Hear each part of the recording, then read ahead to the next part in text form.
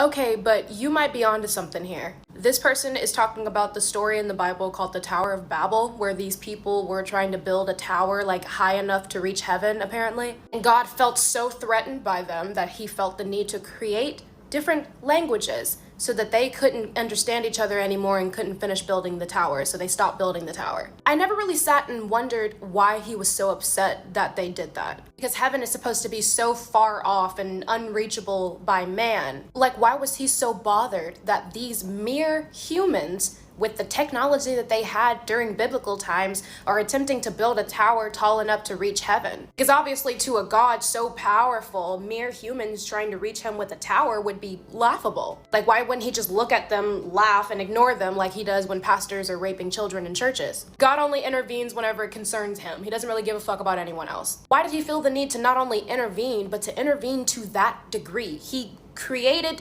new languages so they would stop. Now, Malachi 3:6 says, "I, the Lord, do not change." So the Lord in the Old Testament is the same Lord in the New Testament and is the same Lord today. He seemingly doesn't give a fuck now when technology has evolved as much as it has to the point to where we can actually leave Earth and go to other planets. Wouldn't that get us closer to God than merely building a tower on Earth tall enough? Like, why was he so mad back then but seemingly doesn't give a fuck now? The simplest answer is he doesn't fucking exist and all of this is man-made and that's why everything keeps changing. But Christians will tell you that it's because of free will. The people in the Old Testament apparently did not have free will, and so that's why God was always intervening, but we have free will today. That's why he doesn't do anything about anything. But these same Christians will also say that floods were brought on to people who didn't believe in God enough, and bad things happen to people today that don't believe in God, and that doesn't really sound like free will to me. Plus, those same Christians will also come into non-Christians' comments and tell them, "I hope God changes your heart. I'm gonna pray that he turns you back to him." That goes against my free will too, doesn't it? Because I didn't change my own heart. You're praying that God does it. You're praying that God goes against his own plan, which right now his plan is for me to not believe in him, because that's what's happening, unless this isn't his plan. You see how all of the shit contradicts? That's how I know this shit is man-made. There's no way that this came from a perfect being. If it came from a perfect being, there wouldn't be contradictions.